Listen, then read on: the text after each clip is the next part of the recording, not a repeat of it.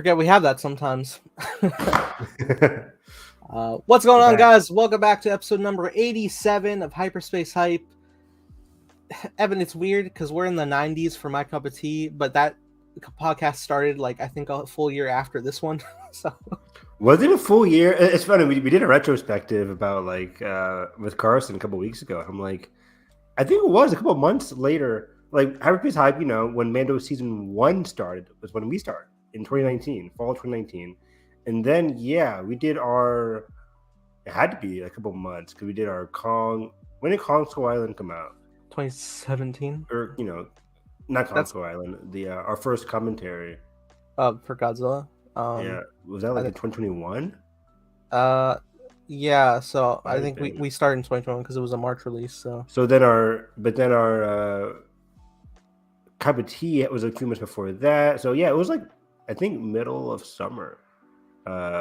When did Five Bloods come out? The Five Bloods. When did that come out? June or July, I think. Was it even earlier? May of 2021. Shit. But 87. We're nearing the 90. We'll probably be 90 by the end of this. We'll definitely hit 90 by the end of this month. We'll get into April. Are we going to hit 100 near my birthday? Let's see here. Can we make it on Star Wars Day itself? Your birthright? We won't. We'll be close. We'll be close by then. We just adding up. We just start doing bullshit improv episodes. I know, just fill up the space. Yeah, because there's 4 more weeks of March, 4 weeks of April. That'd be 8. That's 8 right there. 8 plus 87. Somebody do the math there. 95. So then we'll be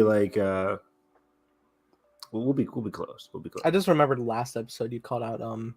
Episode 86, one of your favorite animes. Oh yeah, hell yeah. I'm excited. We're back.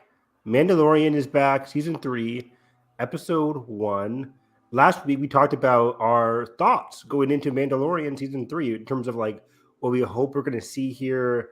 Some of our worries from past seasons, some of our favorite moments from last season, and the seasons prior, the beauty of Mandalorian and what can go wrong with the Mandalorian. But I think, Nathan, with the season 3 premiere, I'm very optimistic with the direction of this season overall. What did you think here?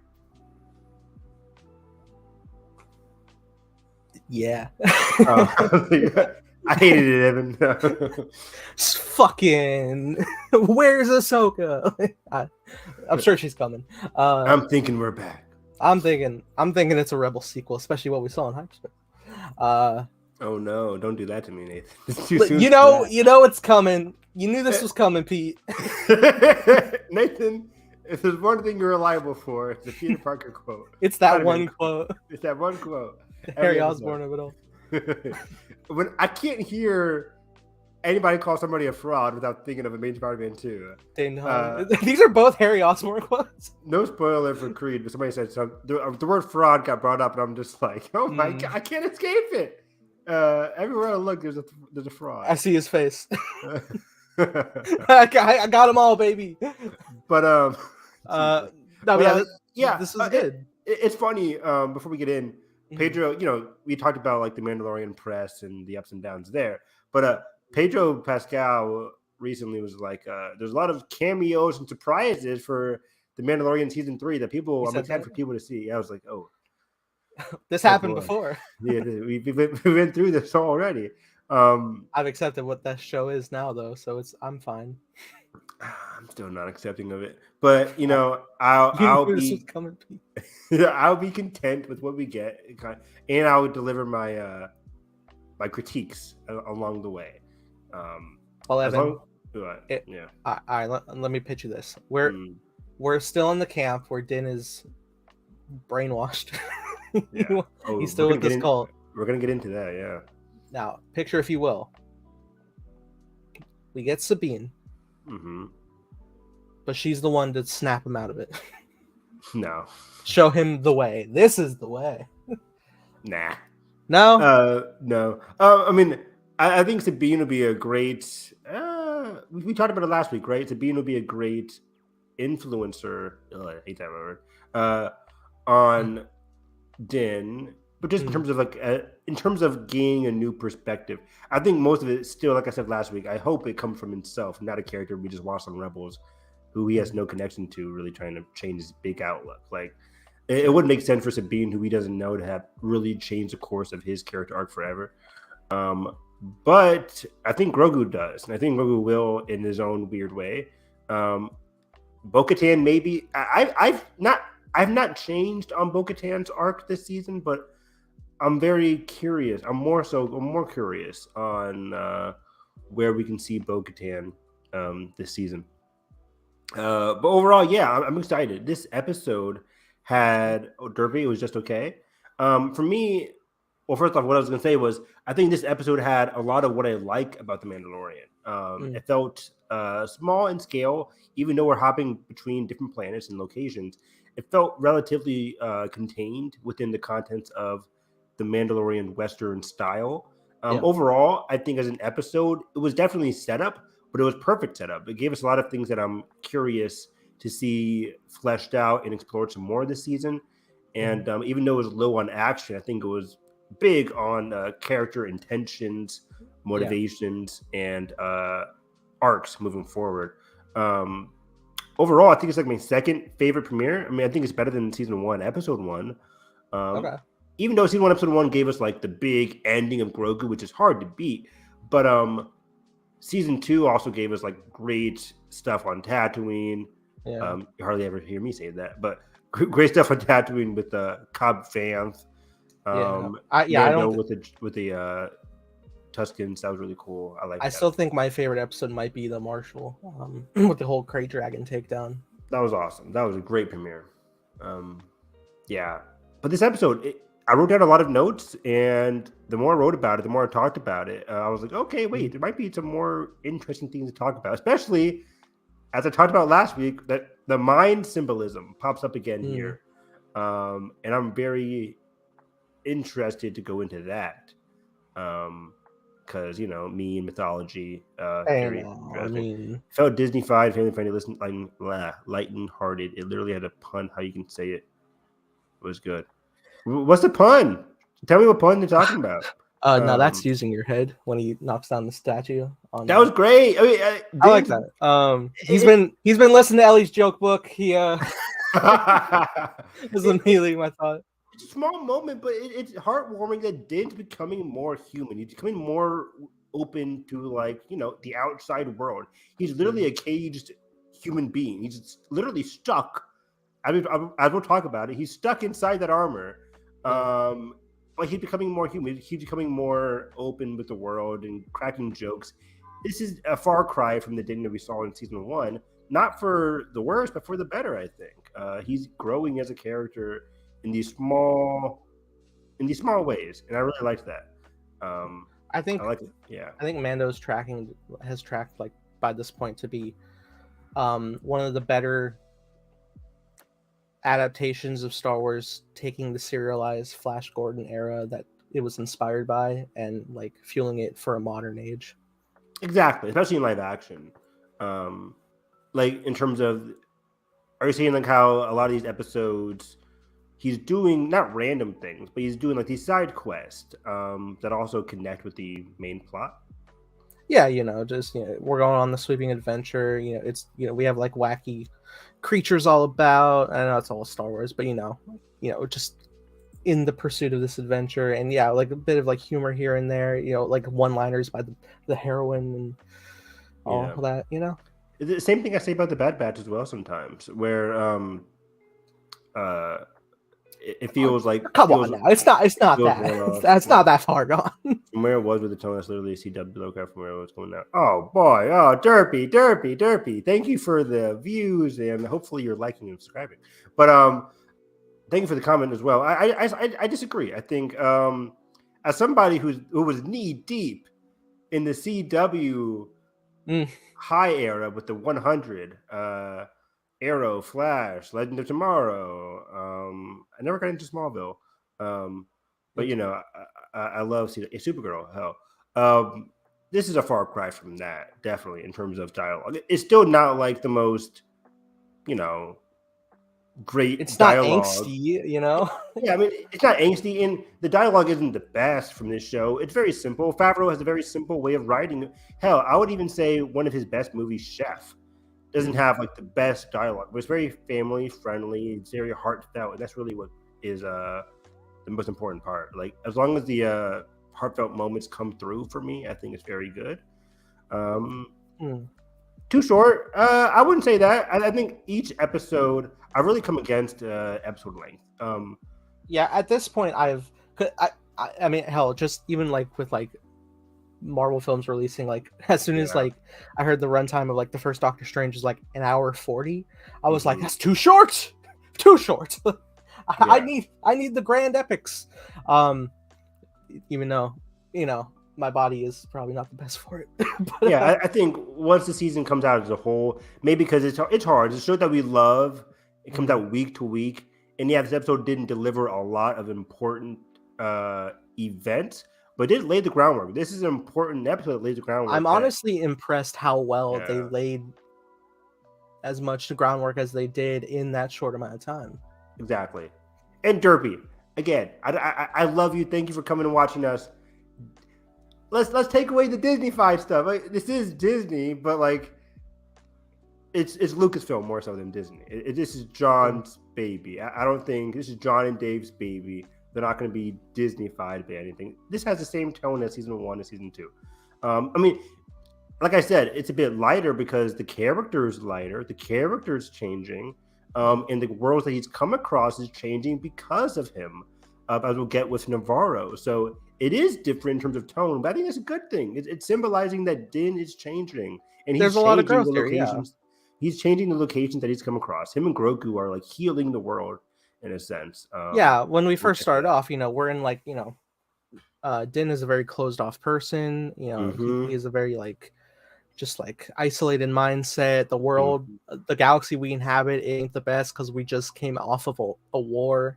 Exactly. We literally, episode 1, what planet are they on? A frozen planet, death around every corner with a monster trying to chew on his ship. He gets to Navarro and it's a wasteland.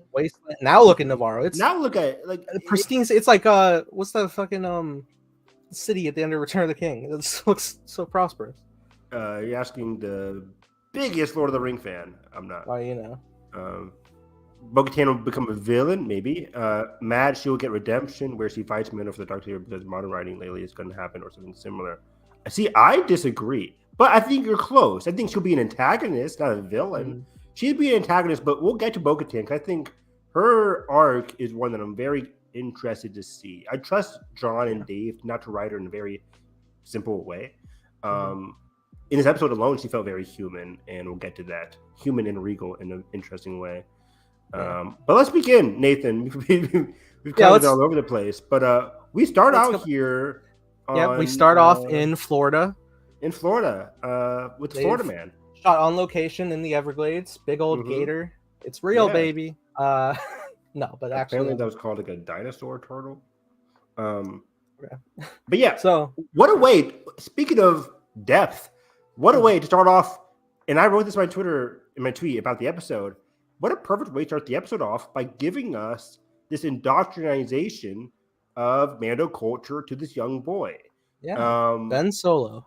Ben Solo, exactly. No. Kind of looks like it. Kind of like a white guy. Yellow pale boy with long hair and one little freckle. Everywhere I see his face. I'll just this is a little tip. This isn't like anything to do with like plot or whatnot, but I was very like taken aback in a cool way of the mold of the Mando helmet for children being like such wide visors. It makes sense a hell of a lot, but it's also kind of cool in a sense because in our real world there's a lot of toy merchandise with Mando helmets, especially like back when it was just Boba Fett, where they would have like super wide visors and it would just be like, that's not accurate at all, that's so weird. So it was like viewed as like the cheaper, you know, off the shelf affordable type merchandise. But now anybody who wants to cosplay and doesn't have like the high end budget, it fits in with the canon now. It's kind of cool in the sense. Oh, it's really cool. Yeah, I didn't really think about that.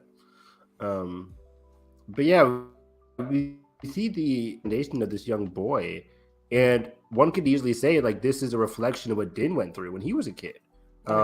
Getting indoctrinated by this by this, not young, but just growing cult. And look where they're at, Nathan. They're in this cave near the water. We see images or sequences of the armorer crafting this helmet in a darkly lit area. It feels very much like those things you will come across in those old timey kind of movies where like the armor, like, you know, Hephaestus, right? A lot of the images of Hephaestus in Greek mythology are he's in like this dark area creating weapons for the gods. And I felt very much like, oh, this is an interesting outlook. We just talked about the power of setting in terms of how Mandalorian started off on the icy planet, desolate. Right now, their clan is in like this desolate location, literally inside caves. And it's not exactly ominous, but it is in a way. Like it's this ominous feel to it, but it's also very cool just because we're getting to learn more about Mando culture. Yeah. And this boy has to repeat like the creed of Mando culture. He's super young. Is he going to remember any of this stuff? Probably, as it comes drilled in his head. But as a young boy, it's kind of weird that he's becoming so absorbed into this creed. You cannot take off this helmet for the remainder of your life. Like it just comes across as very rigid and it's cult. Interesting. Yes. Yeah, and you look around, there's a lot of children there. Honestly, just seeing like the full group of Mandos, it looks like a bigger gathering than the start of season 1, which is all they were down to at that point. So they seem to be prospering, building back up, and I'm sure that'll make a big impact come the big overarching taking back of Mandalore. Yeah, I agree. Like they're pretty. It was interesting because at the end of season 1, we heard about how they were separated. You know, given the events of season 1, episode 3, chapter 3, when they all got attacked by the Empire, they had to move away. And then in season 2, we don't really see much of them. They're really desperate. And yeah, season 3 comes across, and yeah, there's a bit more of them. I wonder if they all regrouped just for this big religious ceremonial moment. Yeah. But yeah, Evan, wait, I want to ask you, when we came to the indoctrination of this boy, there have been a surprising amount of people who thought this was a flashback with Din. That's why I said, like, right, I think the show is purposely saying like this could have been Din, but yeah, definitely not a flashback. Yeah, no, but like people thought like this is young Din. It's like, huh? He's so pale. Yeah, and we saw what happened with Din in terms of like. We've seen him as a young kid. I guess it could still could have worked given the flashback where he was attacked by droids, taken in by Death Watch, and then this happened. But yeah, that's probably what did happen. Like he was taken in a few years later. This absolutely is definitely what happened. But yeah, I definitely. Yeah, were you tricked by it? Did you think it was? No, not at all. Because this boy didn't look Hispanic at all. Yeah, no. He didn't look like he was from Chile. No, not at all, boy. But yeah, I think again, John's saying like this is what happened to Din. He went through the very same process, and again, it's very interesting. The show's not saying whether it's good or bad, but there's a lot of subtle ways which says like it isn't good in terms of where they're at. It's a desolate location. They're doing this religious ceremony in this desolate, barren location. It seems like it just they're on their last legs. Feels very Western. But also, most importantly, it doesn't get finished. It gets interrupted. When these things, it's a very much a movie, TV show, just a fictional trope. When you're creating an event and you're trying to do something and it gets interrupted, that means you shouldn't have started in the first place. Like most notably, this happens in fiction when you're at a wedding, when two people are getting married and boom, Shrek, a dragon shows up, right? Like, that symbolizes, hey, this wedding wasn't supposed to happen. The dragon, even though it's bad, shows up and interrupts the event. Hey, wait a second. Let me think about this some more. This wedding shouldn't have happened. It happens a lot in rom-coms too, where somebody bursts through the doors. Objection, right? So overruled. Has anyone ever said overruled at a wedding? But it's the kind of thing where it's like, okay, something's interrupted, which means this shouldn't have been happening in the first place. Not saying the kid and been indoctrinated. But it's just like, yeah, this thing is just it's not a great process. And it's an example of sticking to a creed that isn't evolving with everything else in the universe. But what is evolving is the person that saves the day. Yeah. Evan, I never thought of the storytelling aspect of interruptions like that. This is why you're creative consultant on the show. So I pay you the big bucks. Thank you. Yeah, I watched it and I was just like, oh, of course this is getting interrupted. I was like, oh, okay. Maybe that's my the ability to watch 20 million rom-coms where the boyfriend and girlfriend or one of the main leads starts off with a pre-established girlfriend that they're going to have to break up with because the other rom-com lead is in the movie too. And you're like, oh, okay. Yeah. These two have to get together, so that means the other girlfriend has to break up, like blah, blah, blah. So yeah, just a thing I realized growing up. But yeah, Din shows up, and guess who has evolved? Din. He has a brand new starfighter, as was established in the Book of Boba Fett. If people watch that show, they should, because it reflects a lot of what happens in this episode. So I'm sure you got the the recap, right? That wasn't great. It was quick. Wasn't great. Like Star Wars uploaded like another recap, like a 2-minute recap on the channel, on YouTube, and I figured that's what would play because that was a great recap that covered all the basis and all the events that happened in Book of Boba Fett and the first 2 seasons. This one, it was, what was it, like 30 seconds of just like, the dark saber, I took off my helmet, I must go to Mandalore. Like, did they? I forgot. Like, did they cover Grogu coming back in the recap? What did they? I can't remember. I think a little bit, but and this gets into my one weakness of the episode. A little bit after the fact, when Din's talking to the armor, and he's basically recapping Book of Boba Fett. He was like, "I got this green jewel. Baby Yoda came back to me. I have to finish off my set and I have to go back to the these are all things the armor told Din. It was weird that like they had like the whole like the big drop on him in Book of Boba Fett being like, you're not a Mandalorian anymore. It can only be one way. And then here they come back and she's like, what are you doing here? You're not a Mandalorian anymore, as if he didn't already have the task in his brain. Yeah, it was weird, right? Like I'm watching it, I'm like, oh, we kind of went over. Is this for people that skip the show? 100%, 100% it is. And again, like I said, it's a double-edged sword here because he has to appeal to the wider audience. Again, we're just a fan, so we didn't need this scene. But for the other billions of people who watch this show that didn't watch Book of Boba Fett, which is a lot again, they needed this scene to establish Din's arc for the season and where he's going. Because if we just didn't have this scene and he's like up there, goes straight to Navarro saying, I need a droid to go to the mines. You're like, wait, the mines of Mandalore? What? Like, why does he need to go back to Mandalore? Like, fans needed this scene to really get back in tune with the show. But yeah. So yeah, Din comes back with the ship. I also noted that the ship, in and of itself, is an example of Din's growing evolution. His ship used to be a Naboo starfighter, and it was broken down beyond repair. He evolved it. He fixed it with the help of the people on Tatooine, and it became something new, something better, something faster. Yeah, something new. It's kind of like it shed its old weight in a sense, made it faster, made it more peak. I don't know. Good word.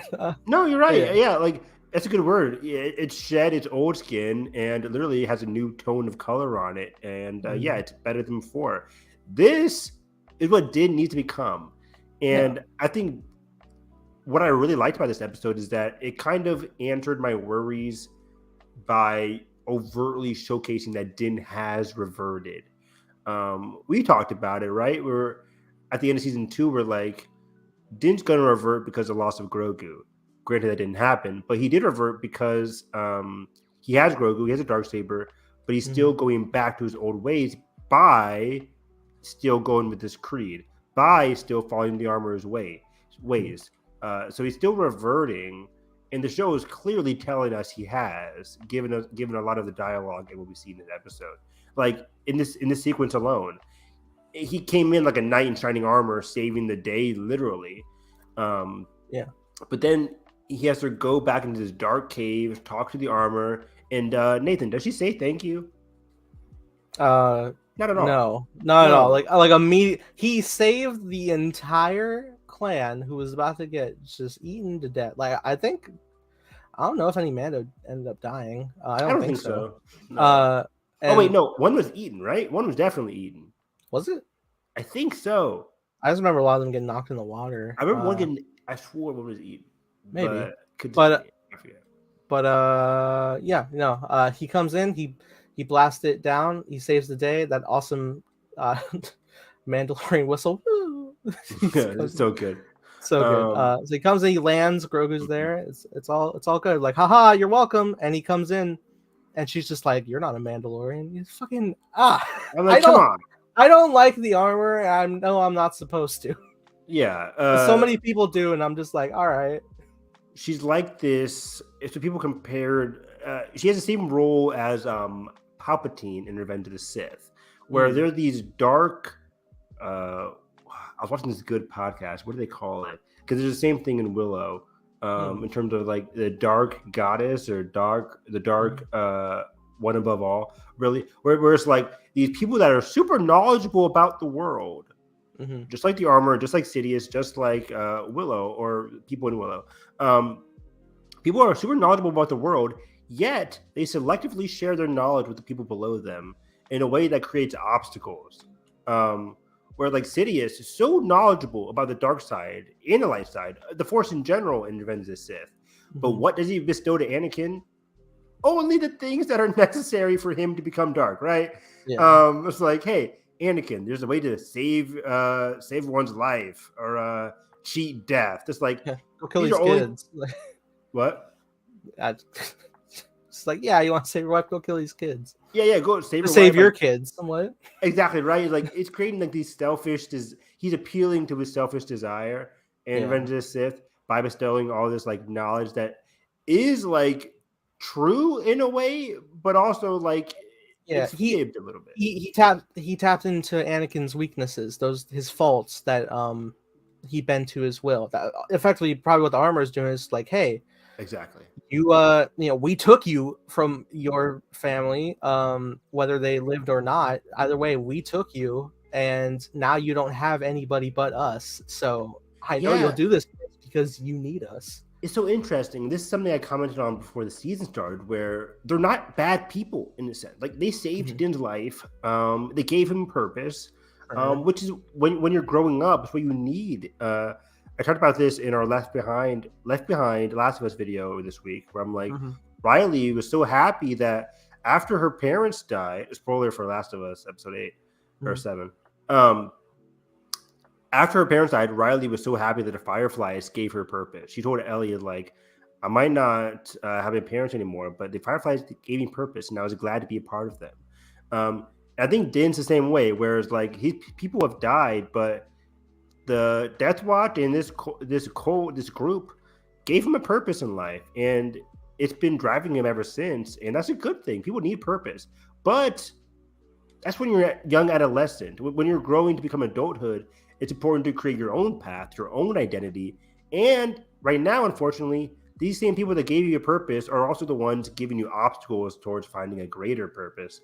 And that's why he's unfortunately having to commit to these trials. And this is where we're referenced again with the idea of Din saying, I understand, I have to go back to the mines below Mandalore, bathed in the bathed in the waters, bathed in the healing waters below Mandalore. And it sounds ridiculous. Bo-Katan will comment on how ridiculous it is at the end of the episode, which is very funny. But yeah, this is very interesting. And again, just for the people that missed out last week, the mind symbolism is very important here. Minds are used as a example of somebody's subconscious. And for Din, there's a lot of different minds. But for Din, one of the main ways that he's using this is like to go into this mind, heal himself. It would be a very quick way to go in there, heal himself. It's an advent of discovery for Din, of also just rebirth for Din, like the healing waters. Waters are always used, in terms of like healing, death, and rebirth kind of sense. Very religious in that sense. But hopefully Din can be rebirthed in those minds, but not in the way that he expects. In the way that we expect, though, to get out of this creed, to find a new purpose. And maybe that's something that hopefully Din is doing. But just the idea of him going back to these minds of the armor and their people, their process getting interrupted, I think it's showcasing, for me at least, that Jon Favreau understanding that this is Din's main inner journey this season. Din's main obstacle is not to just, find the Mandalore and do what he needs to do, but also find a better purpose. And it won't be the only thing that I'll comment on this episode. But yeah, unfortunately, he still at this point is trying to find those living waters, not being able to find his inner like subconscious. But hopefully he will. Hopefully he learns. Hopefully he'll grow. But before that, he says the dude goes on his way, and we get a fantastic, probably the best scene in the episode, hyperspace scene, dude. And this is one of the beauties of The Mandalorian. Unlike Obi-Wan Kenobi and Book of Boba Fett, this show does take its time with the volume and to create some beautiful, stunning work. Not to say that the Book of Boba Fett and Kenobi didn't have some great visuals at times, but I think we can all agree that The Mandalorian is one show that focuses on the beauty of the volume and what can it accomplish. Like, this is a scene that's just so stunning to look at. They're obviously in the volume, but it's stunning to look at the visuals and everything around it. I just loved it so much. It was beautiful. We're traveling hyperspace. Din is clearly taking a nap. He's slumped. It was hilarious.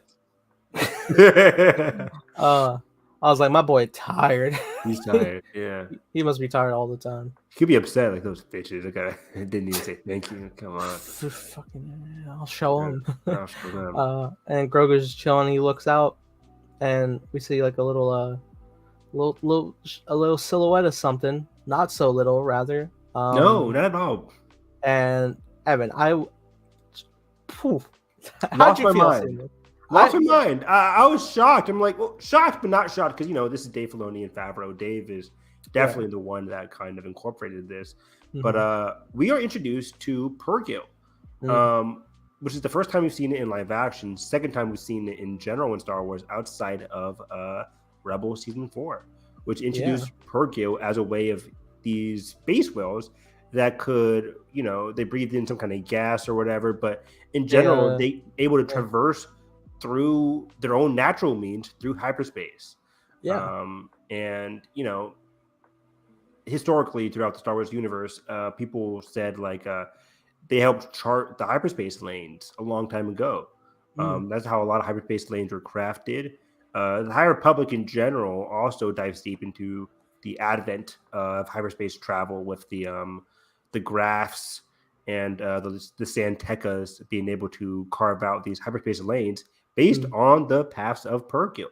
And it was very interesting just seeing this in the show. Again, the last time we saw this was in Rebel Season 4, the finale, where the GOAT, Ezra Bridger, unfortunately sacrifices himself within Lothal by having the whales go to Lothal and then, traveling out of Lothal into the unknown. Cue Frozen 2. So they're in the unknown with Thrawn, with Ezra, two characters that we know are coming back in the Mandoverse in the form of Ahsoka at least. So this year we are going to, it's crazy to think, 2023, this is the year we're finally going to see Ezra and Thrawn again. For the first time in forever. But loves the Frozen. Will we see them in this show though? Nathan, what do you think? In this season, at least. Thrawn and Ezra, no. I think they'll be saved for Ahsoka, but I think both Ahsoka and Sabine will be introduce in here to Okay. lead the casual viewers. Like, hey, check out this story. Oh no! I hate Not this. not in a negative way. I mean, I think like any Backdoor pilot. Is it a backdoor pilot greenlit if it's already made? I don't think so. Good point. I think it's just just take a look, like it is an open door, like love. Wow, how are we doing that? I don't know. I've been Disney-fied. Jennifer Lee out here helping us. Let's go. But no, I think they'll have service to the story. I think they've been playing long enough that, I mean, the fact that Ahsoka not only was planted in season 2 of Mando, but also in Book of Boba Fett, that it just seems like whatever they're going to do, it's going to be a natural progression. I think Sabine's going to have some stakes in the whole overarching thing of Mandalore. That was kind of a big deal in Rebels to begin with, her and Bo-Katan's journey. Yeah, she had a big role in season 4 of Rebels, where she had to struggle with, and season 3, where she struggles with atonement for what she did on Mandalore, creating that death weapon, Death Ray.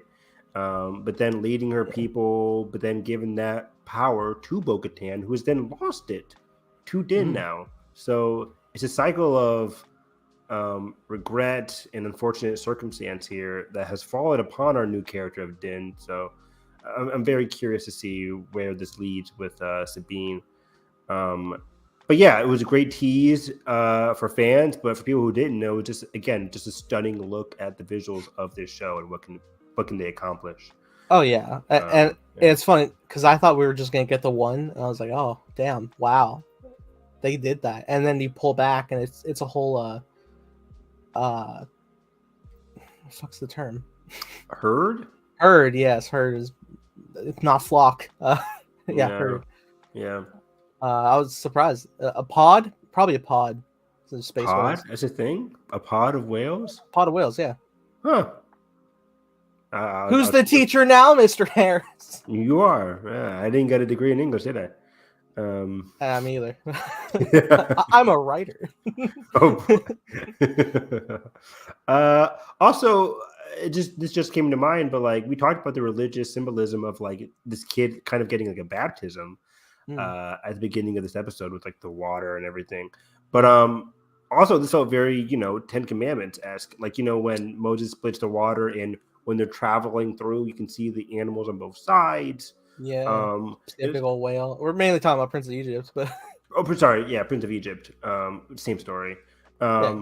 Whereas like you can see the creatures of the earth, of the natural world on both sides. And who's the one interacting with it though? It's Grogu, not Din. And Grogu has always been like this vessel similar to Ezra, Force users in general, but in this case, it's Grogu because this is a Grogu show. Whereas Grogu, I think, does have the same ability as Ezra in terms of connecting with creatures, which we've seen showcased, whether it was with the Mudhorn in season 1 or the Rancor in Book of Boba Fett. Exactly, where like these creatures are able to, or individuals are able to like interact with like the living world in a way that other people can't.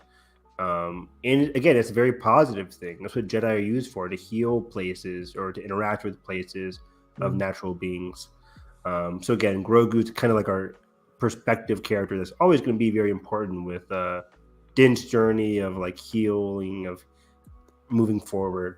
But also, we find our way back to Navarro, little pit stop. And I was curious why we're coming back here, but as we'll see, somebody else is trying to get their rebirth through grief and IG-11, as we'll see.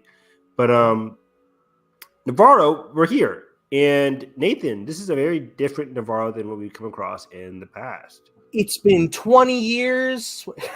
No, it's been some time. How long did they say it would be? Like 2-ish years? I think 2 years or so. Tim built all those buildings in 2 years. It's wild. It's thriving though, and that is beautiful to see. It was so wild to just see. Like, I completely forgot. Like, yeah, they did convert the bar into a school, didn't they? Yeah, this is where we got the scene last season where Grogu went to school for like a half an episode to a day, whatever. He was eating those weird things in class. Macaroons. Yeah. Oh yeah, true. Those macaroons. Yeah. As you mentioned, Navarro is another example of the power of Din and Grogu. Beforehand, it was like a wasteland of a place with the Mandalorians living underneath it as kind of like trolls underneath the bridge, in a sense, where now it's thriving. It's a thriving trade center. I was listening to a podcast and they compared it to like Route 66 or the Silk Road, which I thought was very fascinating, where it's like these jumbles of trade where everything is connected in the world. And again, I think that's Din's power, just like being able to connect more and more things to like the outside world, because Navarro was secluded. Now it's more open. Now it's connecting with everything, which is very cool.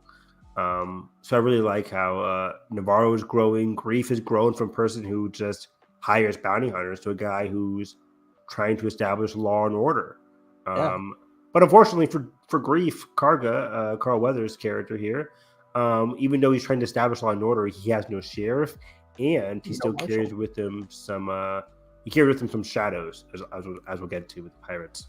But Din sees a statue of IG-11, and this is very interesting. Apparently, they need Din and Grogu need IG-11 to help guide them to the mines of Mandalore, right? What was the purpose? It may not be guiding. It may just be protection. And he needs a droid that he can trust. Or if it is, because he keeps, suggesting that there is a fear that the surface of Mandalore is poisoned. So maybe he wishes to send his ally first, who won't die from any poison. But then also if there is a threat, then we have backup we could trust. Yeah, we need a team. We know from the trailers, he can't be going down there alone. Hopefully, he can get somebody like Bo-Katan and some other Mandalorians with him as well. Because again, in terms of going back to Mandalore, like you said, it's rumored to be poisoned. It's rumored to be devastated. But even Bo-Katan in season 2 is like, don't believe everything you hear. So is Mandalore actually unhospitable?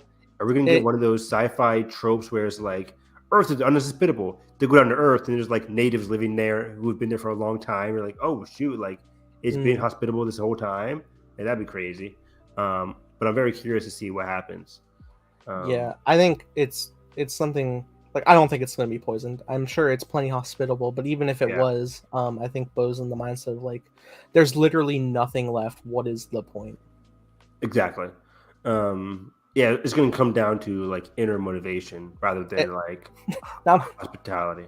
Now my brain made an interesting connection of Bo's probably one thing of interest with the Darksaber is at least she lost Mandalore, but at least she has her people. But now she has no people, which made me think about General Zod in Man of Steel. He doesn't have Krypton anymore, but he has the hope of his people. But that got destroyed, and he's like, I have no people. My soul, that's what you've taken from me. It's one of the best quotes. It's so good. If Bo-Katan's in a mindset like that, he's graveling the dirt. He's like, you've taken my soul. I'm like, oh my God, come on. I remember it was going around. Somebody was sharing the Japanese dub of that, and I was like, this is a fucking anime. This is cool. Oh my whoa. No, I'm kidding. It's great. Man of Steel, go watch it, guys. 2013 classic. But Din, when you're talking along with Grief before the pirates show up, they go to their office. They're just chilling. Grogu spinning in the chair. Grief offers him some land. It's like we could build a beautiful place there. That land, all yours, you and the little one. You just have a life, settle down. And I'm just sitting here take it, take the deal. Nathan, same, right? It's so funny. This was so Western inspired, right? You could become landed gentry. I'm like, am I watching Star Wars or Shane Walker, Texas Ranger? What is this? It felt very Western inspired. It was very funny. But hey, Nathan, I'm the same vein as you. Not that vein, different vein. But we'll get to another vein here in a second. But it was funny because I'm like, this is his second opportunity to settle down, and there's no reason not to at this point. But those inner obstacles that the armor is instilling inside of Din. But the first one, as is most notable, is chapter 4 of the Mandalorian, where he first met Cara Dune, but also first met Omara, I think was her name.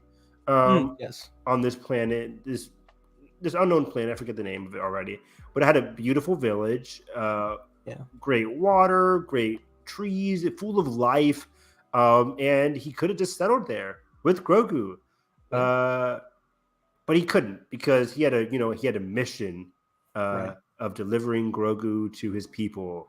But as Grief says, you succeeded, right? And as he explains to Grief, Din says, I succeeded my mission. Yeah. And he came back to me. And now I remove my helmet, so I must atone for my sin. Just like now you just tacked on a new you tacked on another thing. Come on, that's not what I asked, sir. Yeah. Like all right, do that, I guess, but like you can still come back. Like, what are you gonna just like? Because what was Din doing before? Like he was banished or had this mission. He was just doing odd jobs, right? It wasn't like he was serving the greater Mandalorians. It was more just pretty personal benefit, just following the ways. Exactly. And to get into another Last of Us comparison here, this is very similar. Last of Us spoilers, by the way, guys. Quick spoiler. For one of the episodes, episode 6, when he's talking with Tommy, Joel and Tommy are talking, and Tommy is like, "Hey, there's a place for you here in Jackson." And I won't get into what might happen in the future, but just that question of like, hey, there's a place for you to stay with a family, with loved ones, with people that you love. Stay. Your journey could end right here, but it's not, because there's a mission, a quest that has to continue for Grogu's sake, or in this case for Din's sake, and Last of Us for Ellie's sake. So it's like it's very interesting, like the ability to just halt your quest or your mission that you think is a mission is actually an obstacle. More so an obstacle in Din's case than in Last of Us. But still, it's just that these characters are getting the opportunity to just settle down, and they're refusing the call because of these ulterior motives, which is very funny. But yeah, you can't help but just plead for Din to just settle down for once instead of going on these dangerous missions. No matter how fun they are. But yeah, he tries to restart IG-11 here. And Nathan, this does not go well. It's the Terminator, Bob. Yeah. Wait, does he get attacked by pirates first or after? Regardless. Pirates are first. Pirates are first, yeah. Pirates are first. So yeah, let's skip over that real quick and then go to pirates. So pirates come in as they're walking the land. And this is the shadows that I was talking about with Grief. Like, you're trying to establish law and order, which is a noble cause.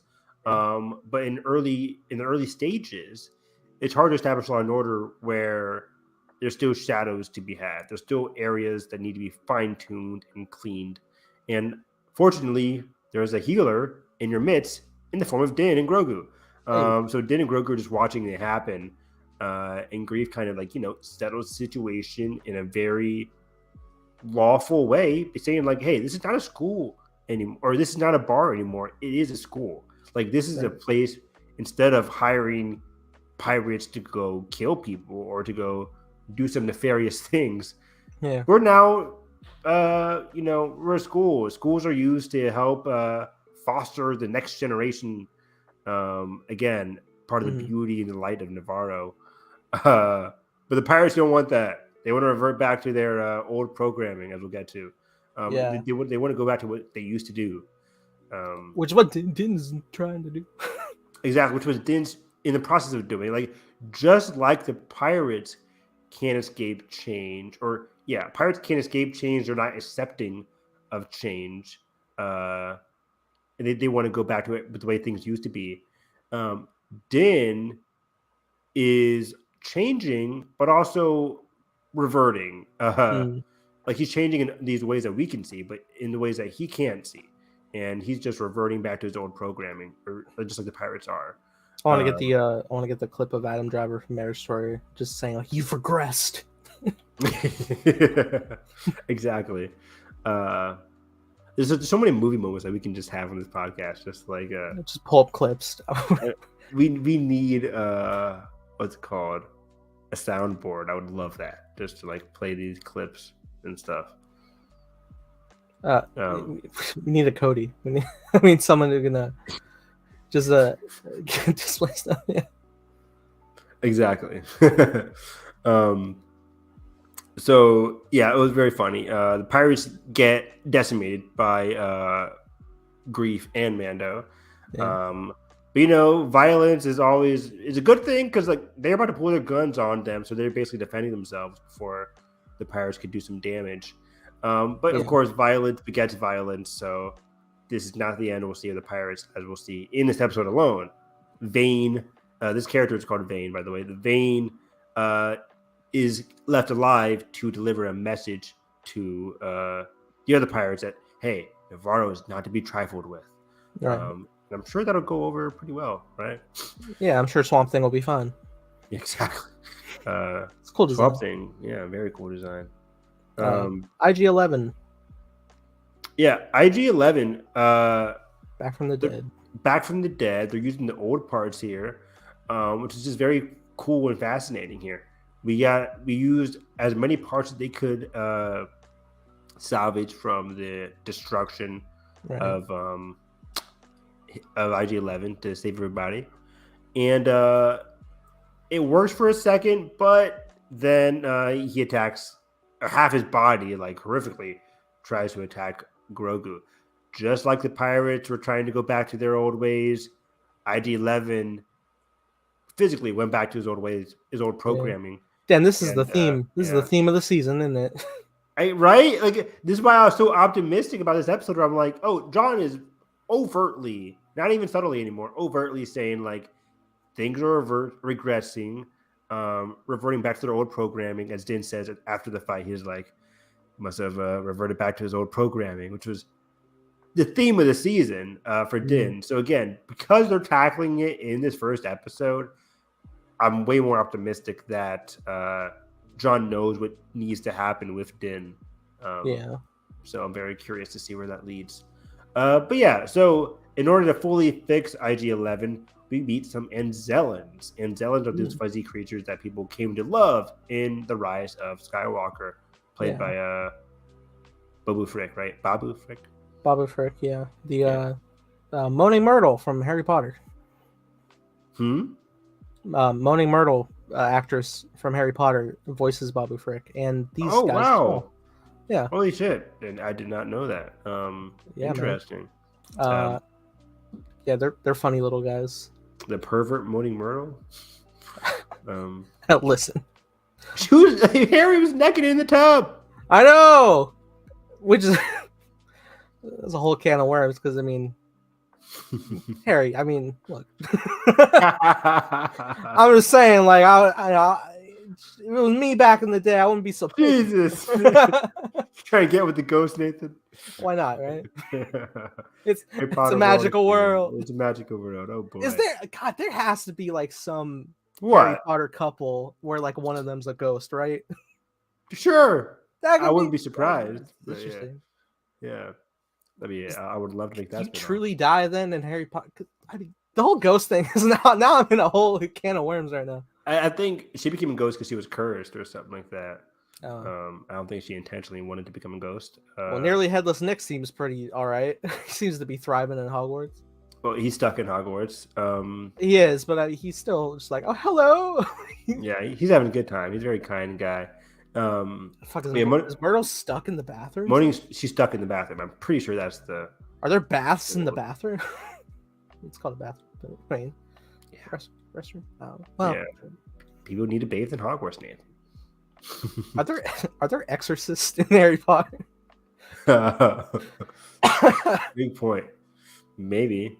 Man, I feel like I used to be the biggest Harry Potter nerd, and now I'm just talking about it. I'm like, I should know these questions, but I have no idea. Anyways. Back to what we were talking about. Babu Frick. Anzellans. Yeah, the Anzellans, they say the droid needs a new memory chip because they need a new memory chip in order for IG-11 to fully be completed. he said, "Cool, on my way to get a new memory chip, aka new side quest for the season." Are we headed to Tatooine, Nathan? That's the first thing that came to my mind, right? She's in the trailer, so yes, I think we're Tatooine. Yeah. I released my reaction, and I in the video, I'm like, looks like we're going back to Tatooine. Oh boy, just faded words of saying, please no more after this. I'm so tired of Tatooine. People love her character, Peli Morta, like her. whatever her name. She's fine. She never moved the needle for me. Well, it's funny that I say like, oh, all right, no more Tatooine, and then in the back of my brain, I'm like, Cobb Vanth in the back to tank. Yeah, I want him back. We definitely see Cobb Vanth again. You think in this season, or do you think? I think so. I mean, if they're going to Tatooine, why not? Right? Sure. Are we gonna run to Boba? They haven't marketed a lot of Boba or a lot of different appearances, and if Pedro's saying, "Yeah, people back," then yeah. So I would assume so later in the season, once like if there's going to be a war for Mandalore or a run on Mandalore, I assume we'll get all the help that we can get. So yeah, Boba, Fennec, Cobb, that'd be great. Chris Hansen, that'd be cool too. Dr. Aphra. hell. Who do we cast as Dr. Aphra? That'd be, I don't know. Stephanie Shu is Dr. Aphra. She's hot right now. I would love that. I mean, Stephanie is 30 years old. That's perfect casting for Dr. Aphra. Now I can't. I think so. Stephanie's young. Wow. How would you think she was? It's just so many actors nowadays. Like, I know it was a common trope, like in the 2000s for like high school movies where like we had full-grown adults playing these characters, but now like you saw my tweet. I just found out Joe Keery's 30 playing Steve in Stranger Things. Yeah, he looks so young, but yeah, primarily because I was like thinking in my brain like because I saw like a tweet about Free Guy today and Jodie Comer. I was like, she's got to be older than Joe, right? And she's a year younger. I was like, huh? Holy shit! Wait, who's a year younger? Jodie Comer from. Oh yes, okay, yeah. Free Guy in the Last Duel. Mm-hmm. And the Rise of Skywalker. Yeah. Oh Jesus. Yeah, that's crazy. Yeah. And Tessa Thompson just turned 40. Excuse me? Yeah, Tessa just turned 40. Tessa Thompson? I think so. Am I wrong? 40. I mean, they all look phenomenal. And they look great for their age. Hollywood has come so far. Treatments have come so far. Yeah, Tessa's 39 years old. Wow. Yeah. Now, I think I saw a glimpse in a TV spot. This is off topic, but for Creed 3, like their daughter, it has grown a lot, right? Oh yeah. She's I would say like 6, 7. That's a big jump. 8. I'm not sure. Maybe 9. 3, 4, maybe 5. Maybe 5. Weeks, days, months. 6. Fuck. Oh god. So like, how many cameos were we at? 3, 4, maybe 5. But another quick tangent. I've been rewatching episodes of Ned's Declassified because of the podcast. Oh yeah. This show is peak. This show is so good. It's just too good. The commitment to the comedy beats are incredible. Oh yeah. It's moving too. It's like 12-minute episodes. Yeah, it's like they're 22 minutes, but like 12-minute bits per episode. Like there's one half story, another half story. There are always 2 stories each episode. How the fuck did TV do that, man? Like, I know it's kids TV, but like still, the fact that they had like there's the 2 episodes. You always see the TV listing. It's like episode title / episode title. Yeah, geniuses. Back to Mandalore. And Dylan say they need a new memory chip, as we theorized, probably going to Tatooine. But Din doesn't head to Tatooine. He heads to Bo-Katan's area. But before we get to Bo-Katan's world, we run into Davy Jones. Davy Jones, yeah. Yeah. Oh my god. This dude is a really cool design. I think this is the first time we've seen a creature like this. Yeah, I think this is a brand new creature. Mandalorian in general is a show that always gives us a lot of interesting creatures, new designs. Yeah, they have like new worlds. Like a lot of those pirates have like the face of like a pug, kind of. But I think they were in the show because they were in They were in Boba Fett, and maybe season 2. Oh, were they? I think definitely Boba Fett. Primarily when Din came in. I think also one of the core leaders of Tatooine, one of the factions. Was, anyway. Okay, but it's so interesting about the Mandalorian as a show is we're always introduced to like new creatures and new settings. It's what people complained about for Andor, that Andor didn't showcase a lot of stuff like that. But Mandalorian, just for the case of being a different Star Wars show, is always going to be one to showcase these new kind of things, because Mandalorian's more of an adventure show than Andor and other shows. So I always like that in Mandalorian, always introducing us to new kind of things. Yeah. But yeah, I love the pirate chase sequence. Very cool. This ship just gives us a lot more room for a lot of these intense and fun space battles that we don't see a lot of in Star Wars live action anymore. Now this was an episode that was directed by Rick Famuyiwa. Yes, it was. And that man, his introduction episode in season 1 played Din like Batman in a sense, being a scary force with these criminals who he would just like pop around, like he's here and then he vanishes. Yeah. Now we're in space, and is this our first like space battle in Mando? No. Remember last season when he was getting chased by those Republic people? That's right. He was chased by some other people in season 2. Yeah. But did we ever leave orbit? Wasn't that a big thing? I swore we were in space for something. Oh no, I think that was a sequel trilogy question. People had like Force Awakens didn't have a. Yeah, Force Awakens didn't go into space. No, the Razor Crest had a bunch of shit. I'm dumb. Ignore me. I love it all. Anyway, cool. This was cool because we went into like a bit of asteroid field, and they were like, "Anybody have eyes on the Mandalorian?" And like this one just kind of flies behind an asteroid, and it just explodes, and then comes out like he just fucking like nothing. Like nothing. It was awesome. Din's a fantastic pilot. Oh yeah, it was great to see. Just a great sequence. Bobbing and weaving. Yeah, it was cool tension how like these 3 came up and he's like maneuvering, and it's like boop boop 3 more. Oh god, and he's trying to maneuver, and then they kind of like lead him around to like surprise, bitch, big old ship, all cannons on you. Though he got out of that really easy. Yeah, he was just like, okay, dodge, hyperspeed, boom, get out of here. Never trust a pirate. But yeah, like you said, we're introduced to like this new creature with the green skin and hair and stuff like that. It was really weird. I don't know how to describe it. Like it looked like confetti, but it was very cool to watch. And like moss, I'd say. Moss, yeah. That's how I call him, Swamp Thing. His name was Shard, by the way, Captain Shard. And yeah, his ship was cool. Great design, great creature design. Loved it. But we finally had to. Apparently, the world was called Kalevala, ancestral home of House Kreese, which was only mentioned apparently in the Clone Wars and Rebels. Thank you, Alex, from Star Wars Explained, because I had no idea what the planet was called. Kalevala, House Kreese. I like how the castle was shaped very similar to what we saw in Rebels as well. Like in Rebels, when they go to Sabine's planet, which was, just for sake of audience, in the Mandalorian or in the in the whole case of Mandalorians in general, there are different houses are going to be on different worlds and different planets. Like House Kreese is on a different world from House Ren. Okay. House Ren on a different world from the other houses in the Mandalore culture.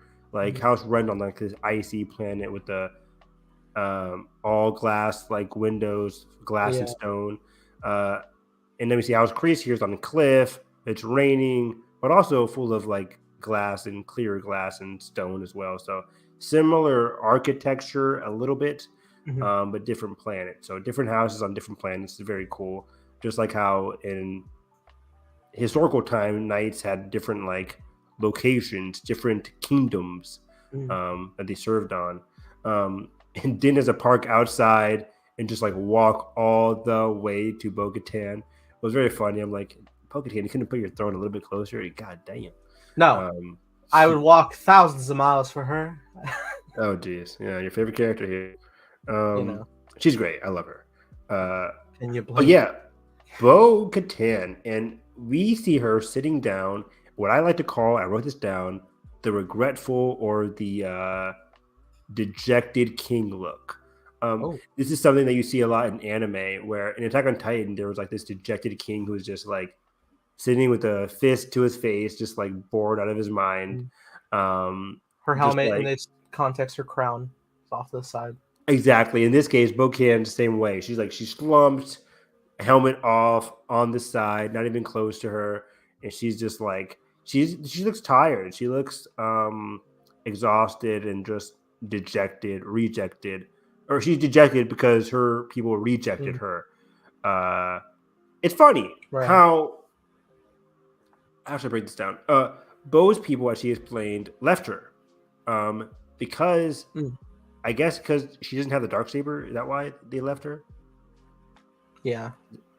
Like they didn't have. She didn't have the Darksaber. She failed at the end of season 2 to fully retrieve the Darksaber. So that's why you didn't see like I forget the name of the 2 people she was with in season 2. Oh right. But the wrestler lady that people like. Sasha Banks, yeah. Sasha Banks. She's gone. Oscar Reeve was her name? Oscar Reeve, probably. And the other guy. And the other guy. They left her because she didn't claim the Darksaber. She even goes as far as to say, Din, if you're a fancy Darksaber, they'll probably come to you because you have the Darksaber. And she kind of like chuckles at that. And I'm just like, wait a second. And Jalen made this comment too during the episode. How it's very funny how she's making fun of Din in season 2. Like, you're part of a cult. Your people have to keep their helmet on and all this kind of like rigid culture. She made fun of Din for it in season 2. And in season 2, we were like, yeah, go Bo-Katan, because like that cult, it is a cult, and they're doing wrong things for Din, as we mentioned in this episode alone. But also, hey, your people left you because you didn't have a fancy sword. That's very, what do you call it? Cultish to me. So it's very interesting how these different factions of Mandalore have different cults in different ways, like different, even though they might not say this is a way like Din people.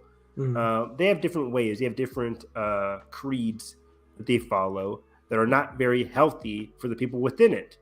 Not the first time this has happened either, given the whole situation with Maul. Exactly, right? Yeah, like and speaking about Maul, she mentions how like due to Din's faction or due to factions in general, Mandalore or the quest to reclaim Mandalore has gone to shit basically. And she's kind of like projecting, lashing out, and more so projecting because she helped Maul, or not. She kind of was involved with Death Watch. She didn't help Maul, but she was involved with Death Watch and with Maul for a little bit in terms of like usurping her own sister, Satine. Because Satine was trying to progress, and who was trying to stop her? Death Watch, Bo-Katan, and also what's happening this season. Din's trying to progress, hopefully. And who might be in his way again? Bo-Katan. So we'll see. So it's just very interesting how she lashes out at Din for things that she did in the past. Yeah, in general, this scene is supposed to establish that like she's giving Din, she's laughing at Din for saying, "Why do you need to heal in the waters of Mandalore? They're just water." Which again, she's spitting some truth. Like, it seems like a ridiculous quest. But in the end, it might be necessary for Din to do this in order for him to realize this is a dumb quest. But in general, yeah, this was very pivotal for the first episode as she kind of gives him a rejection, saying she won't join him on his quest for Mandalore. But then she also mentioned she mentioned something else that he needs to obtain. Let me see here. I don't think so. Yeah, Bo-Katan lost her will to move forward. But in general, regardless, I will definitely see her again. I liked a lot what we saw here with Bo-Katan, where she's in a place that is not great. But we hope that she's going to rise above this phase. And I used to think of Bo-Katan as kind of like that devil on Din's shoulder this season. But she still could be, but she's a growing devil on her shoulder in a sense that like right now she doesn't even want to be anywhere near Din. Like for the devil on the shoulder to be a thing, the devil has to want to be on the shoulder. It feels to make another comparison to Prince of Egypt. It feels very Ramesses amidst the plagues. His kingdom's falling apart, and it was before like the big one. And just think of like that somber moment, that bittersweet moment of like brothers trying to reconnect. When he's just he's sitting isolated, he like throws his drink in frustration, just like get out, like whatever. Get out of here, like. And Ramses unfortunately never really grew beyond that point. But maybe Bo-Katan can. Maybe Bo-Katan can rise above this. But then I still also think in her pursuit of rising above where she's at right now, she's still going to be an obstacle for Din. Maybe her version of like healing herself may be to steal the Darksaber from Din, or maybe to because we see her in the trailers helping Din, so maybe she initially helps Din on his journey. Maybe something changes her mind, as we'll see in episode 2. Maybe something's going to change her mind to make her want to be part of this journey. But is she going to have is she going to have ulterior motives? Is she going to do something that's going to hinder Din's growth or help his growth? I'm not sure, but given the marketing, given what we see here in just this very short scene, I'm very happy. I'm very optimistic for where Bo-Katan can go. It looks very ominous, but I'm intrigued. I'm very intrigued because, again, we know she's going to be helping him given the trailer, but I have to. How did she get there? I have to ask again because we have the whole thing of like it's a ritual combat for who rules the trial by combat. Yeah. Was that a thing when Sabine gave Bo the Darksaber? No, and people had that same question in season 2. They're like, why does this trial of a combat thing need to happen when Sabine just gave it to Bo-Katan? Right. No, that was different in the case. I think.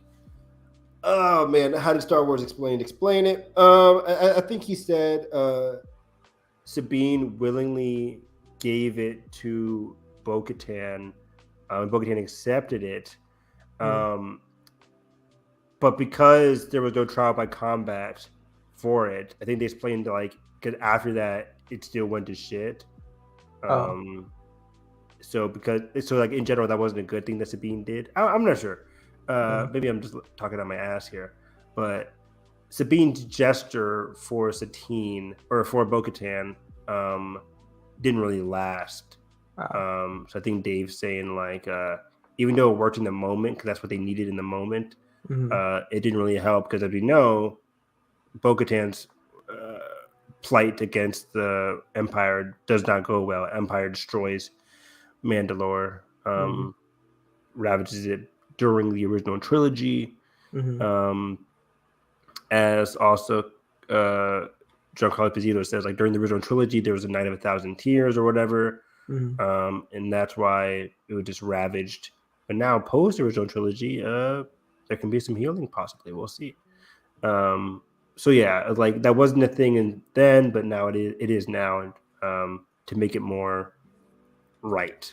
Because when Sabine gave it to her, she was an officially leader, and that's why even after the end of, Return of the Jedi, that Satine was still, or Bo-Katan was still unable to rule her people. And in Mando season 2, she was just like, I need the Darksaber. I need it back so that I can actually do this thing for real. Unlike last time. Okay, and I guess I can see why they were rallying behind her in the moment, because it's like this isn't like a dude who's like, I'm ruling Mandalore. It's like, I've destroyed your home, haha, and just wave it in their faces. So we have to reclaim it. So we have to reclaim it the right way. We have to beat him, we have to kill him to do it. Unfortunately, Din got in the way, and Din unknowingly took it.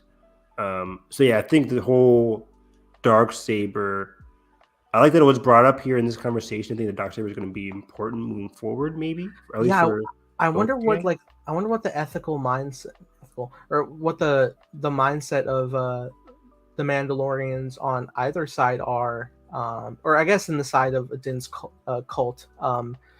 If it's like he's no longer Mandalorian because he removed his helmet, but he also won the Darksaber. So how do you feel about that? Well, like I explained, like Bo-Katan's group was more concerned about the Darksaber than the armor was. Like the armor was helping them use it, but the armor wasn't even in the Mandalorian episode in Book of Boba Fett.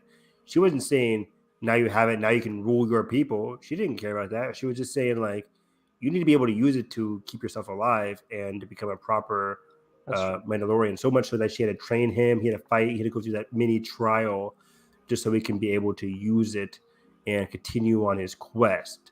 It wasn't so like, hey, you need this so you can rule your people. She did say like you have a big responsibility because of the Darksaber, but not the responsibility that Bo-Katan is implying in terms of like ruling Mandalore, because Din still has no idea he doesn't want that. Like he does not want to rule Mandalore. He just wants to redeem himself right now. Yeah. So he's a lot on his plate, and that's when the episode ends. We're on our way to go. I guess it was weird because like he was supposed to go look for the memory chip, but then we hit Bo-Katan. Well, he wanted an ally in the reclaiming of Mandalore. Yeah. So I guess next week we'll go to Tatooine and get some fun action there. That's where I'm assuming. Yeah, I'm sure once Din does finally reach Mandalore, then he'll reconvene with Bo-Katan to let him know about the hope of reclaiming the homeworld. Mm-hmm. Yep.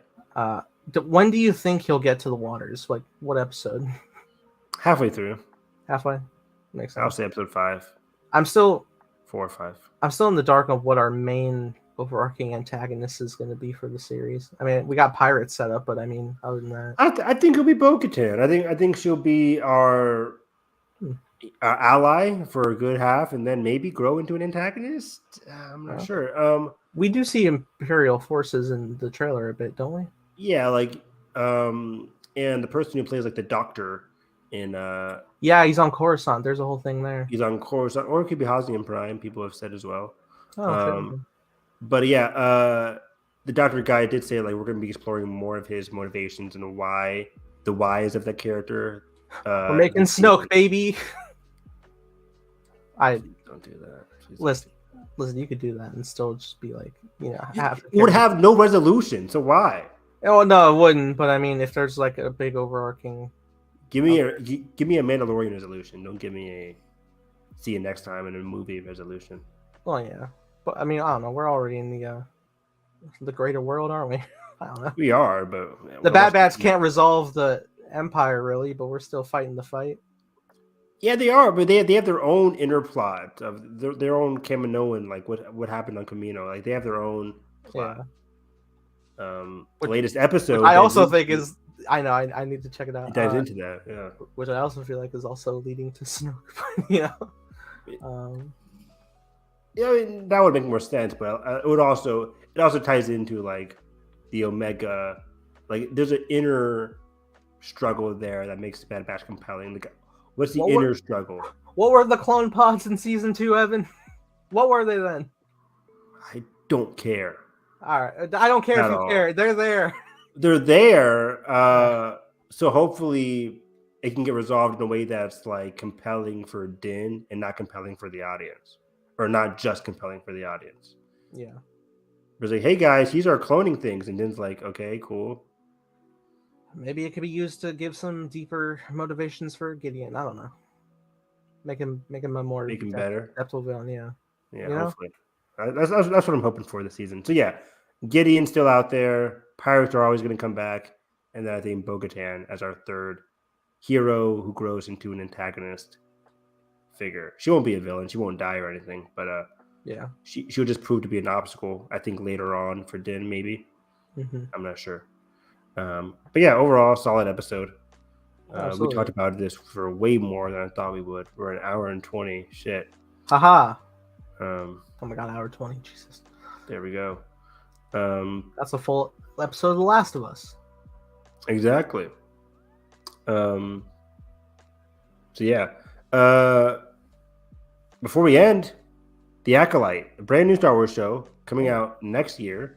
That's what, a decade before the Phantom Menace? What do they say? Set 100 years before the Phantom Menace? Not 100. Was it 100 or 10? I want to say 10. I don't think or was it 50? Maybe 50. It's in that ballpark. The Acolyte. We're probably not going to get Qui-Gon or Dooku, but it's close. The Acolyte is roughly 100 years. Yeah, 100 years.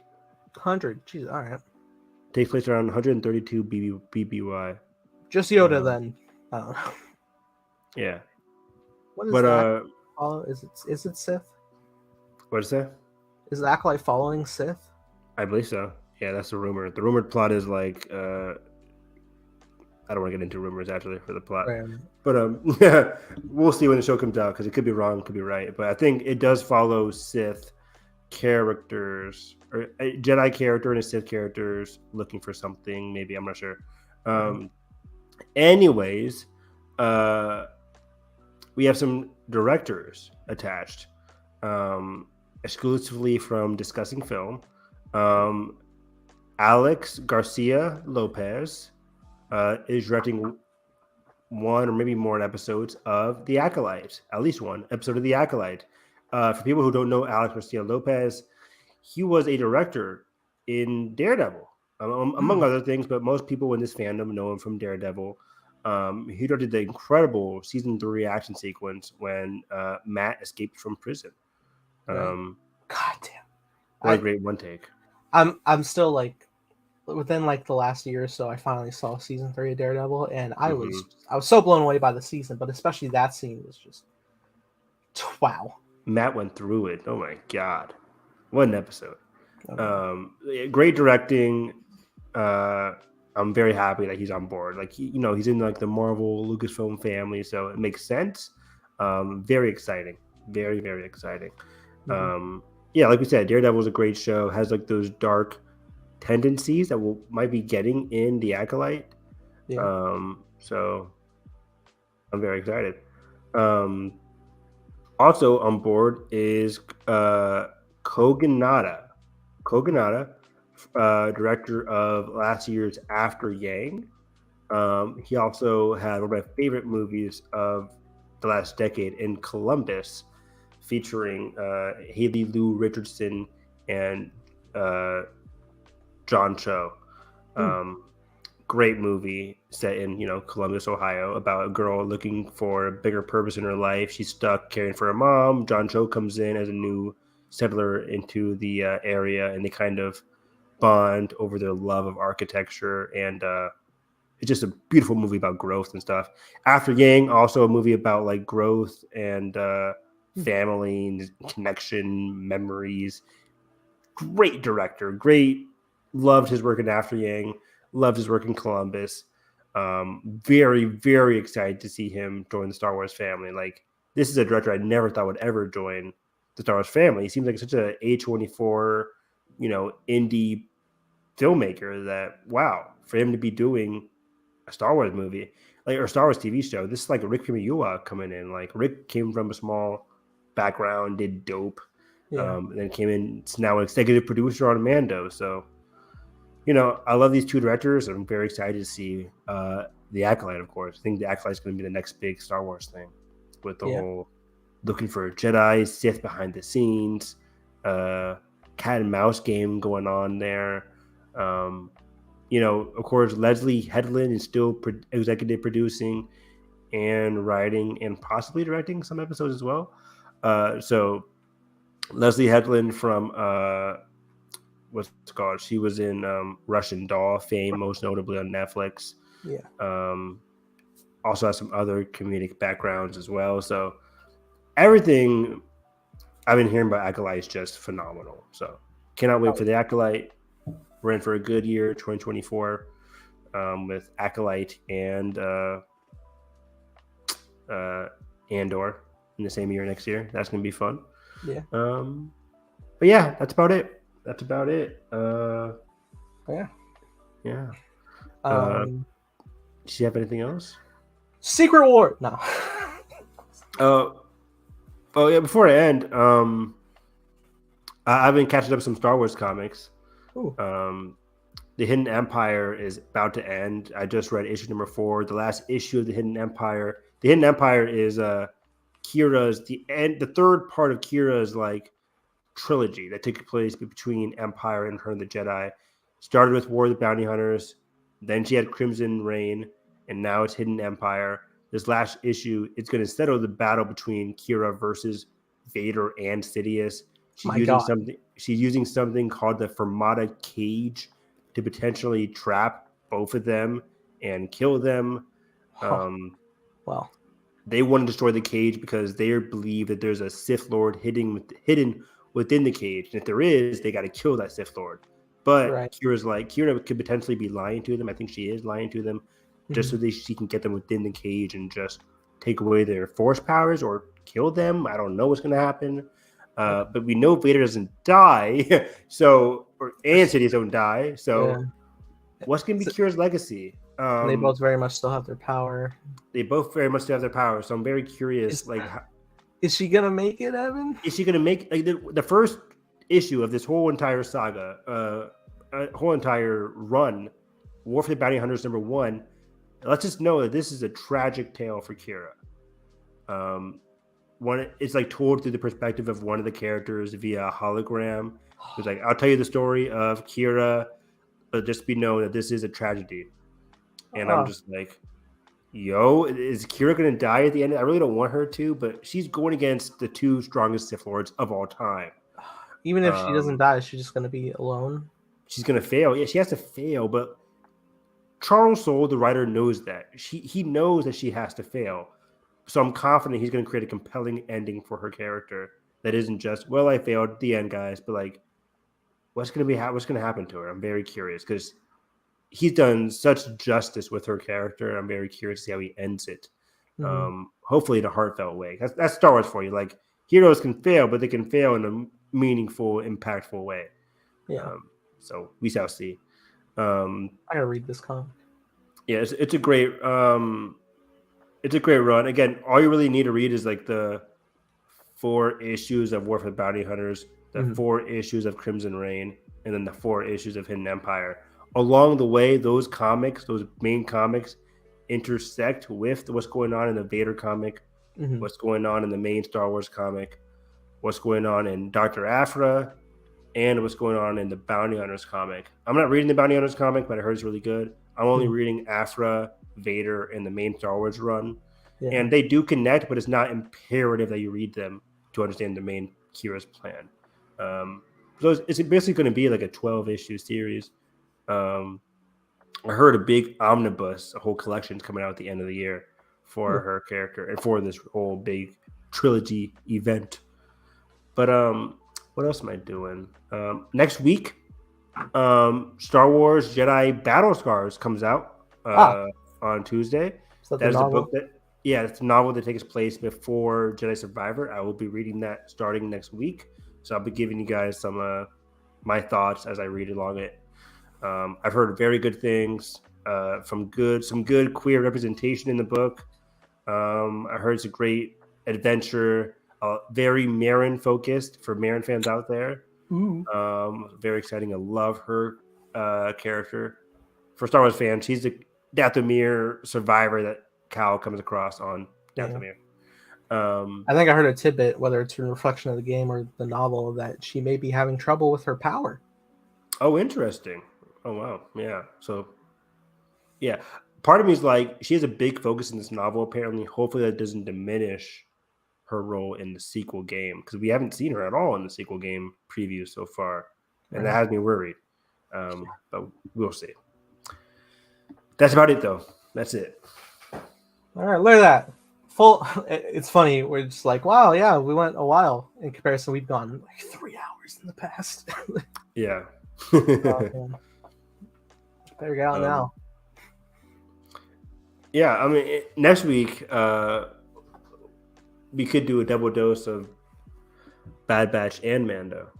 Yeah, I don't think it'll be too. I mean, while we like make a big like thing of like the big overarching story of Mando, it's like whenever we get an episode presented, it's pretty like pretty bare bones. Here it is, yeah. Yeah. Like, I stretched it out because I knew that was the only thing that we had to talk about today.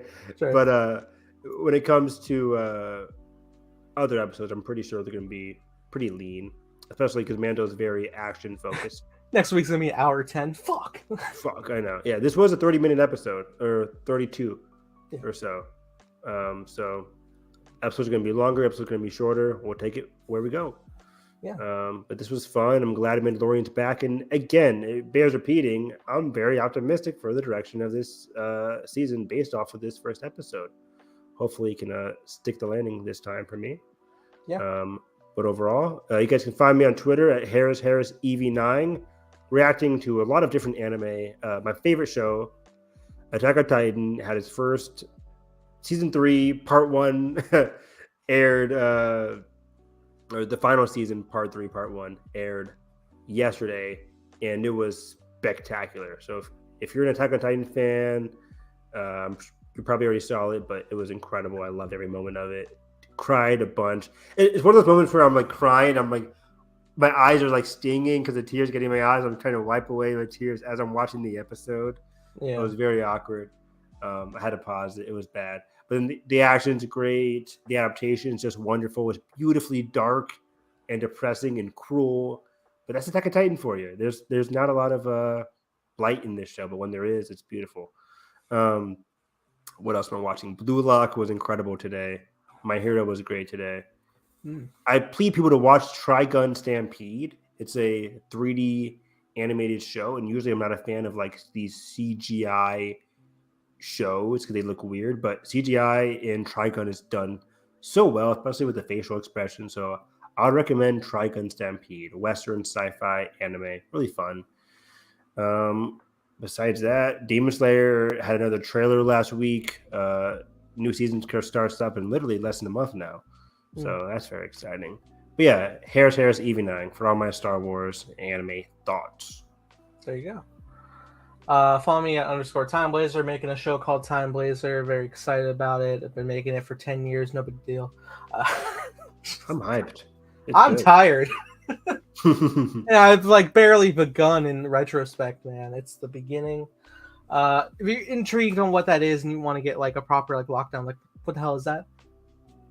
Me and Evan did a stream on the channel. Big insight, big fairly up to date with all the different things. Although did just drop a new character reveal on the official Time Blazer Twitter account, so be following that for more updates on those. I love just like doing mock-ups of different characters and just like character posters and like the setting. Like lately I've been like doing like big details, like with the character Jim. I'm like putting like detail of the video store, like this this new character I introduced is like a little like pizza shop that I invented, just in the back, stuff like that. It's fun, little Easter eggs of like bigger like properties within the world, just to give a little something before it comes to fruition. I am currently in the process of planning out a trailer and getting shots finished to compose that. So yay. Stay tuned for that. Also follow me at _Nathan Rojas for my primary existence. It's not an exciting one, but it's me, I watched a show, Evan. Nathan watched something. Wow. I watched a show. What did you watch? Maybe it's only 4 episodes, but that's beside the point. It's a show called Inside Man. It came out back in November. It's a story that stars David Tennant and Stanley Tucci. Created by Stephen Moffat, who made Doctor Who and Sherlock. Okay. Basically, the premise is Stanley Tucci plays like this locked up murderer, all right, but he's also like a bit of a detective who wants to help people with their cases, kind of like in a way of repent, but he doesn't want credit for it because then it doesn't feel like a real like actual like repent. It feels like glamour. And then on the other side, David Tennant plays this vicar, this like priest over in England, who gets fallen into this this scenario that could frame his son as wow, a not great person in terms of the crime. You just have to watch it, check it out, which ultimately leads into this hostage situation. And him being a man of God, it's very like ethically challenging, and it was very compelling. And I hope they greenlight a season 2. Usually, Netflix tends to put an immediate stamp cancelization, which they have not for this one. So much off of Dot at this point. If you wanted to continue it, I'm pretty sure he could self-fund it and it'd be fine. So this is all on Netflix? It's on Netflix. It's 4 1-hour episodes. And I had a blast. I loved it. And I look forward to more if they do so. Wow, yeah, never heard of that. So I might have to put that on my watch list. Yeah, pretty quick binge. I binged it in a night because, again, it was only like 4 hours. Just 4 episodes, yeah. Wow, sweet. Good stuff. Hey, look at that. Will I watch anything else in the meantime? Probably not. The Lord may never know. Well, hey, I might check out some anime. Good. Crunchyroll. Okay. And we'll watch Last of Us tomorrow. That's true. Very excited for that. Check out My Cup of Tea. We're also doing commentaries for a bunch of different films. We're about to do our final installment of Paranormal Activity. In a couple of days, we are kicking off the John Wick trilogy before it becomes a quadrilogy. And we got plenty of other stuff in the future. Evil Dead, Saw, non-horror stuff. This is all primarily horror now that I think about it. Yeah. But yeah, if you enjoyed this, make sure you hit the like button, subscribe, and ring the bell. And that being said, hope you have a great day. We'll catch you guys next time. May the force be with you always. I had to remember which podcast.